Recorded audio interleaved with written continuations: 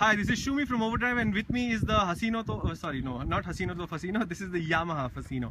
So what you have here is a scooter that is basically the same as the Ray, and that's a very good thing because the Ray is an excellent little scooter. But Yamaha attacks what it calls the fashion segment. I would explain that to you, but since nobody at Overdrive is very fashionable, we really have no idea what it means. So let's talk about the details on the scooter first. And here, what Yamaha have done, let me just focus. Yeah, so you've got a nice little cubby hole here. The choke is on the other side. It's clean.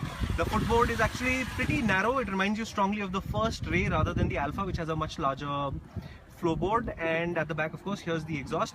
Now the engine is the same, 113 cc, 7.1 PS, exactly the same as the Ray. Nothing has been done there.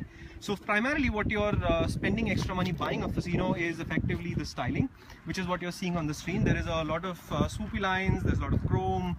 It is a Yamaha, which means it's usually well finished, well made, well built, and the Fascino is all three of those. I would worry about this kind of chrome from a number of Indian manufacturers, but Yamaha is not one of them. They usually turn out excellent quality products, and this chrome, although I think it is, yeah, it's plastic, but I think it'll last. Nothing really happened to it. So overall, if the Ray is a good scooter, so should the Fascino, and when you ride it, you realize that that actually is an accurate assumption.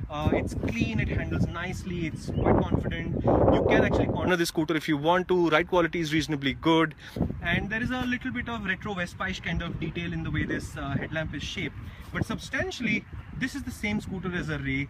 So the question really is, why would you pay 5,500 rupees extra for a Fascino? Well, if you like this styling, and there are, I'm sure, people who will. In a country this populous, there has to be that kind of a variation in taste. Well, get a Fascino, and here is the under-seat space. As usual, Yamaha does these things pretty well. So this is a pretty spacious unit. I don't know if the sunlight allows you to see it clearly, but yeah, here I'm going to remove these gloves that belong to our friend Rishabh.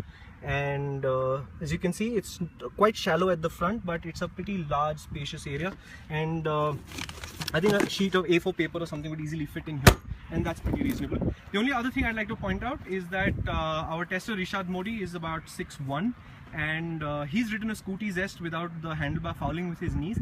This particular scooter doesn't allow it, so if you're really tall, I would suggest you take a test ride and see if the knees interfere with the riding, and if they don't, then you're all set if you like the styling. If you don't like the styling, just get a Ray, which in my opinion is the same scooter.